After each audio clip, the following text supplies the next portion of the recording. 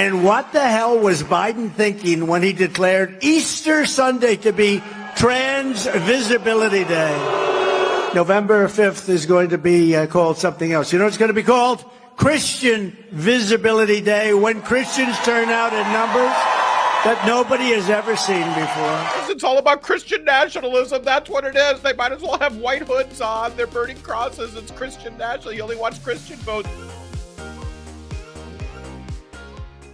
Let's get right to it. Donald Trump yesterday, a big rally. And it was the first rally after we all held hands in this country and celebrated the most solemn holiday that we ever recognize. Of course, I'm talking about Transgender Visibility Day. Well, Donald Trump had a bit of an idea about maybe a counter celebration, something that might send a different message to Transgender Visibility Day. And what the hell was Biden thinking when he declared Easter Sunday to be Trans Visibility Day?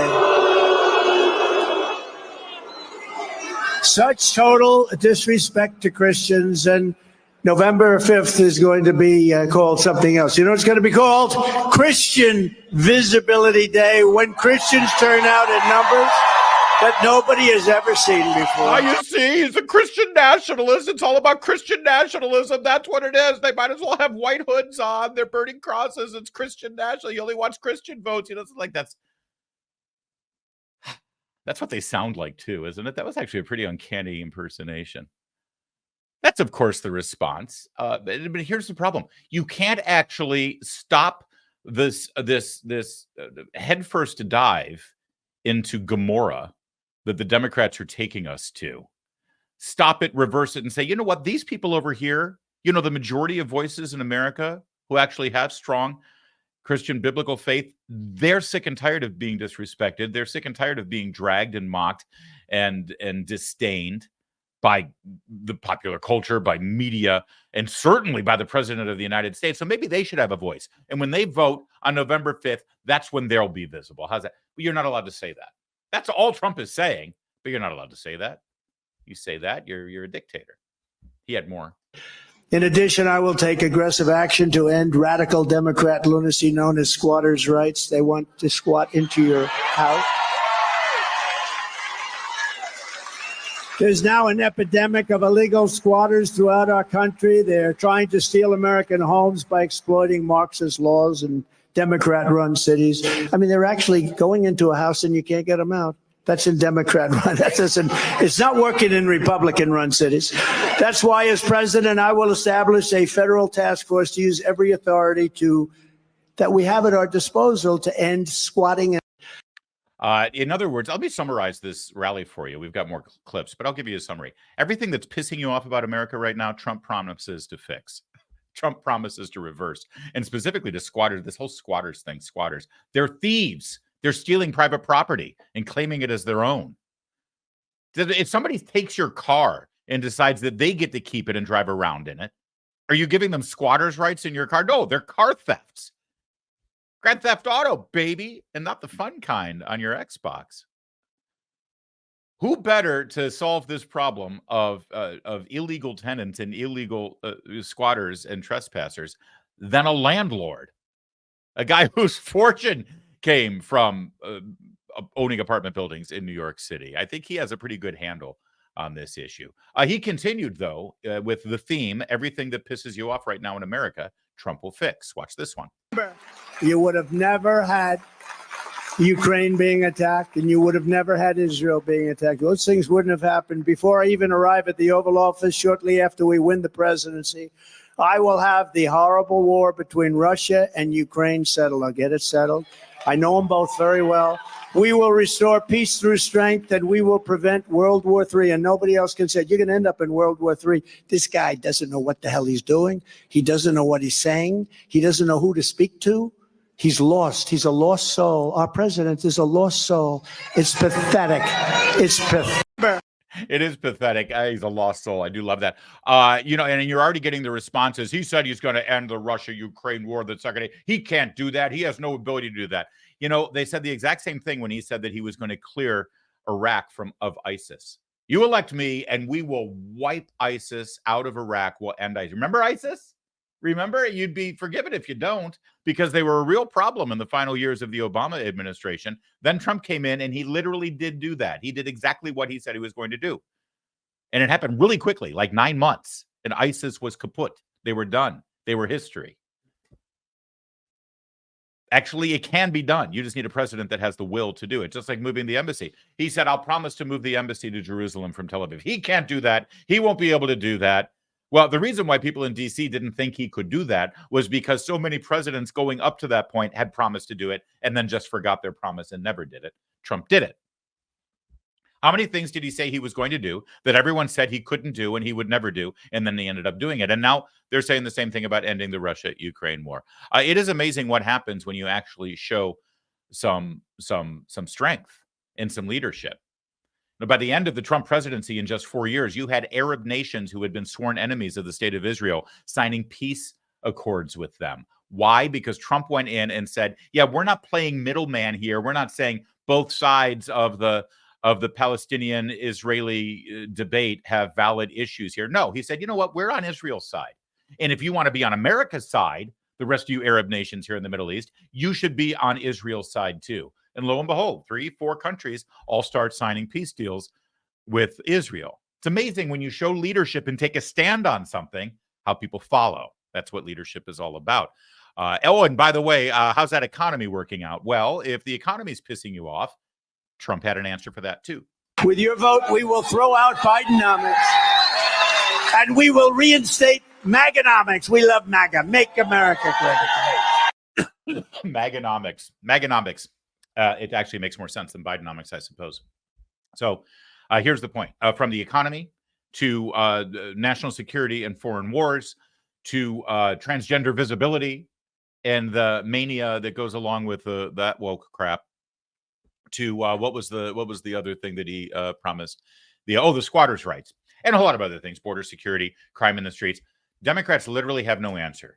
They don't have any answer other than he's a meanie, he's bad, he's horrible. You know how I know they have no answer? Because the one thing that the Biden campaign pulled out, they found 7 seconds of the video that they put on their Twitter feed. See, Biden Harris HQ is the name of this Twitter feed. Look at there's Biden with his red demon eyes. They probably shouldn't steer into that. Those are the Biden red demon eyes I was talking about. Now, I want you to look at how this 7-second clip is framed. Okay? Trump, Democrats said, please don't call immigrants animals. I said, no, they're not humans. They're animals. Now, any sentient human being that doesn't just watch MSNBC all day long knows that Donald Trump did not call immigrants animals. You know that. You know that. I don't even have to tell you that. You know that already. And there's a big clue here, by the way, that that's not what Trump says in this clip. Do you notice how there are no quotation marks around this so-called quote, right? Usually, when you're quoting somebody in print, you actually use quotation marks, but they're not. They're not. So what did Trump actually say? Well, here's the clip, the deceptively edited clip that they used to support this so-called quote from Donald Trump. The Democrats say, please don't call them animals. They're humans. I said, no, they're not humans. They're not humans. They're animals. Now you know why there's no quote marks around this statement, right? Because Donald Trump did not say Democrats said, please don't call immigrants animals. I said, no, they're not humans. They're animals. The Democrats say, please don't call them animals. Don't call them animals. Now, any discerning viewer who sees this clip and says, don't call them animals, you must wonder, I wonder who them is. Who's he talking about? Who's he referring to? And if you just rely on the Biden-Harris HQ account, or probably Joy Reid and Rachel Maddow, who have the clip probably in their rundown for today, you would just assume that he was referring to immigrants, because after all, the Biden-Harris campaign told me that he was talking about immigrants, and they would never lie, would they? Well, I know you know that Donald Trump didn't call immigrants animals, but I still respect you so much that I want you to see the entire clip. The part that the Biden-Harris campaign didn't want their loyal fans to see.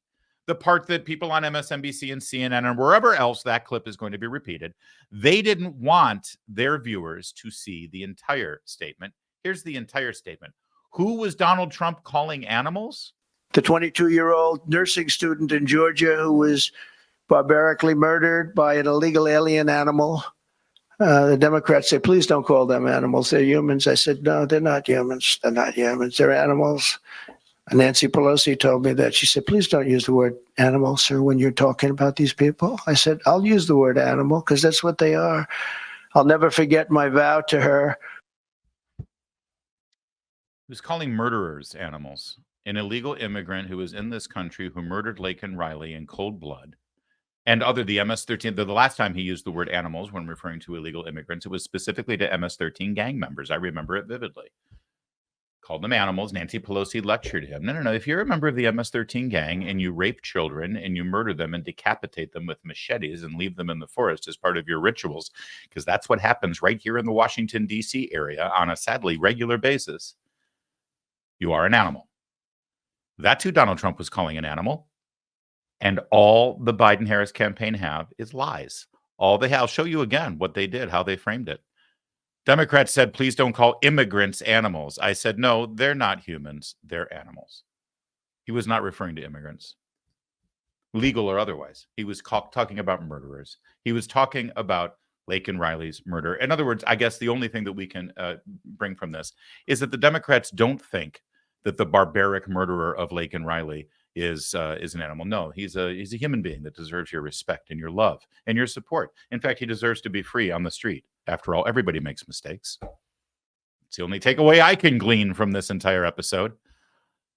One more point. Oh, yes. Speaking of the murderers who are coming across the border, Donald Trump had something to say about them. With your vote, I will seal the border. I will stop the invasion. I will end the carnage, bloodshed, and killing.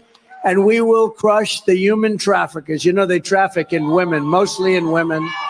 We will vanquish the child smugglers, and we will liberate this nation from Crooked Joe and his migrant armies of dangerous criminals once and for all. This is an invasion of our country. I would like to know from the Biden-Harris campaign and Democrats writ large and my friends in the media who love Joe Biden and hate Donald Trump, how would you describe the murderers who are coming across our border and destroying neighborhoods and destroying that? Just give me a quick hint on what you would call them, because this was President Trump was unequivocal here, specifically to those who are crossing the border illegally. With your vote, I will seal the border. I will stop the invasion. I will end the carnage, bloodshed, and killing, and we will crush the human traffickers. You know, I would love to know how much love, respect, and admiration we're supposed to give to human traffickers, to the people who are trafficking in human beings and children, tens of thousands of them who have come unaccompanied, who are now living with adults in this country who we have no idea. They've never been vetted. They've never even been checked and verified that they're family members of these children. What would you call them? What do you call the human traffickers, Joe Biden? Kamala Harris? Please, Joy Reid, I want to know the best way to refer to these people. Because God knows, the one thing we want to do over here is be as politically correct as possible. That was Donald Trump at his rally, and you saw the only response that they had was to lie, to viciously lie. And when they lie about him, they're lying about you. Because, only an animal would support a politician that calls an innocent immigrant who's just looking for a better life an animal. You should be despised for your vote. That's why they do this. And they try to publicly shame and humiliate you from voting for the person that you know is going to fix the problems that this current president has caused. That's all they've got.